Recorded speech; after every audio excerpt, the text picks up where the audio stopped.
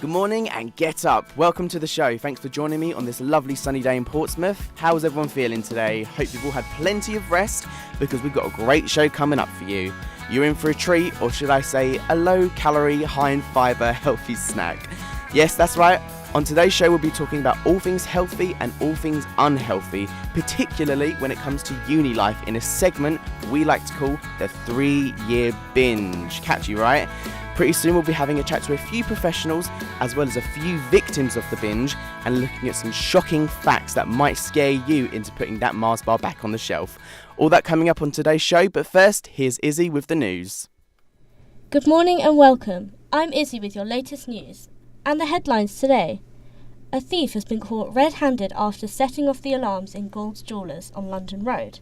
Anthony Hamilton was found to have stolen a stereo and a phone charger after smashing the car window of a Mercedes, pre-targeting the jewellery store. However, it was admitted by Hamilton that nothing else was taken during this burglary, after receiving a suspended sentence by a judge. And in other news, the cold weather has caused gritters to be out on force on major roads across Hampshire this weekend.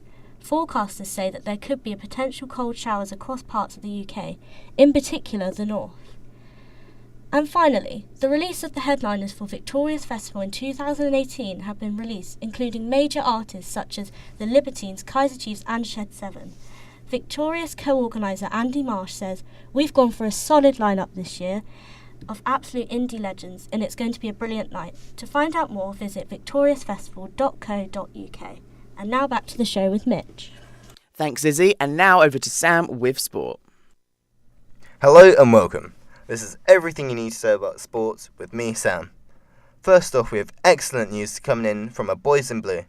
Portsmouth FC have hammered 3 goals against the vicious Blackpool Football Club, with the Tangerines scraping back a goal and unfortunately Portsmouth even conceding an own goal later in on the match. This result has secured the football team to 11th place in the League One Cup. Sticking with the club, former Portsmouth striker Yakubu, also known as the Yak, has announced his retirement from the game at the age of 35. The Nigerian international averaged nearly a goal every other game for his former clubs, netting 114 times in 293 competitions. Now to rugby news. Havant Rugby Club has smashed their opponent Sevenoaks 42-12, thanks to Joel Knight sending the ball flying through the penalty post to push the score even higher. Securing the win has landed the Havant-based rugby club to 4th in the Division 1 South table. The latest university sports news is that Portsmouth University's sports teams are doing triumphantly. The university's basketball team are in 2nd place, winning their last game 43-40. The men's and women's football team are in 1st and 2nd place, both winning their last game 3-0 and 3-1. And finally, the university's netball team are in 2nd place, winning their last game 43-33. Go Portsmouth! That was News and Sport with Izzy and Sam. Thanks, guys. Now, back to the show. Today, we're discussing the 3-year binge. So what exactly do I mean when I say that? Well, we all know the story. You go to uni and you have so much going on, tight workloads, parties, loans, and trying to live within your means. It can be really stressful with all that's happening, and a student's health can take quite a hit. I mean, just think about it. To anyone that's listening, whether you're a student or not, I'm sure you'll understand the amount of alcohol that's consumed and the amount of lack of healthy foods and the amount of quick fatty foods that you're eating are incredible. You come in from a long day of lectures and the last thing you want to think about is making a healthy gourmet meal. You're probably still hanging from the night before, right? And this is a regular occurrence. There are people that live this lifestyle on a daily basis. In fact, we've been speaking with a few students themselves to see exactly what kind of effect this has had. We go now to Rob Palmer. Thank you very much, Mitch. Just on a personal note, though, fatty foods and alcohol are a match made in heaven, just saying. So, what I found, actually, is fairly common reasoning behind certain dietary choices, okay? So, for example, we have Sheena. She's a 19-year-old drama student. She's actually getting teased a little bit by her flatmates because they keep calling her a certain name. Now, it is quite funny, but also a little mean. She said, "All I'm able to cook is beans on toast." And because of that, they've changed my name from Sheena To Bina. I don't mind that much, but it's never nice when people criticise your diet. Now, some of you at home, you may find that quite shocking that she's limited to beans on toast like that, but I've actually spoken to some other students, specifically Ben and Toby, who are both 20-year-olds living in Southsea, and they can't actually cook at all. They said collectively, to be honest, I can't actually be bothered to cook. The ready meals and takeaways are pretty decent anyway, and I'm always too tired to make a meal from scratch, which is fair enough, I suppose. But so I ended up challenging them on this, and I dealt the killer blow, which was that on average, a student will gain 5 stone, that's the same weight as 57 basketballs if you're interested, over their student lifespan, because they live a very similar life to that of the 3 guys I interviewed. Now, when I told them this, it did look a little like 57 basketballs had just landed on their heads, and they actually became quite concerned because they didn't know how on earth they stopped this, given their lifestyles. Thanks, Rob. So as you can see, this is quite tricky stuff. Clearly, their experiences are all quite bad, and you can see why. Does that stop us, though? No. But should it? I'm going to say probably. We've been speaking with a health and nutrition specialist to give us some insight about how we can easily accomplish a healthier lifestyle with just a few small changes. We go now back to Rob, who sits with Joe Todd. Hi there, Joe. Thank you for coming to talk to us today. Now, it's quite obvious that lack of cooking knowledge is a big factor here, but also nutritional and fitness knowledge seems to be lacking a little too.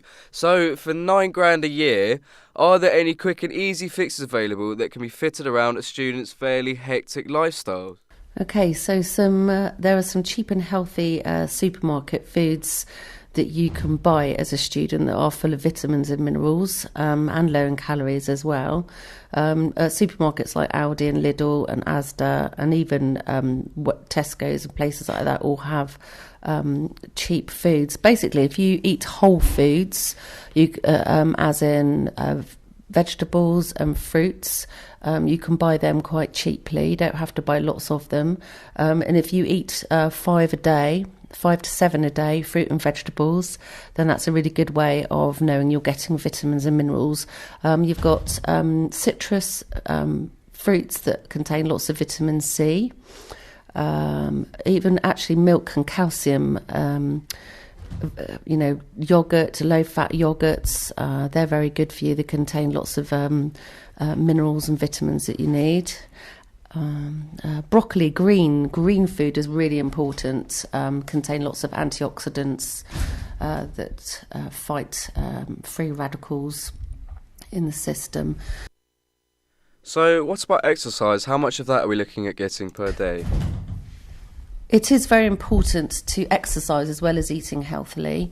A minimum of sort of 30 minutes of exercise every day, if you can, just to maintain fitness. It doesn't have to be expensive. You don't have to have a gym membership.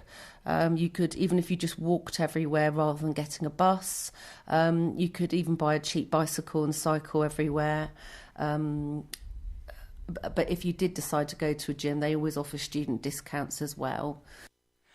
Thanks, Rob, for giving us the inside detail. Pretty heavy stuff, but it's not all doom and gloom. There are things that can be put in place to stop all this madness, and you're a lucky little bunch because you know what? I'm going to give you some more free tips on how to improve your uni lifestyle and stop all this needless binging. So obviously the first setback will be cost. It can be really expensive trying to afford all these healthy foods. I mean, even I went to the supermarket the other day and a single avocado was £1.50. Can you believe it? And they go bad in about a day or two as well, and I wasn't having any of that. So do you know what I did? I skipped my merry little self all the way down to the juice section, and I tell you what, it's a lifesaver. So many huge discounts on a whole bunch of fruit and veg, and whatever you don't eat in time, you can freeze for another, so there's really no excuse. And lastly, if you really want to watch those kcows, you need to remember that a lot of it's going to come from the booze. So to balance this out and to make sure you can still get pretty merry with £3.50, why not start ordering vodka lime sodas? They're pretty low in calories and you're still getting your money's worth. Well, that's all we have time for today. Thanks again for joining me. I've had a blast and I hope you all have an amazing week. Just try not to have too many vodka lime sodas now. See you next week on Get Up.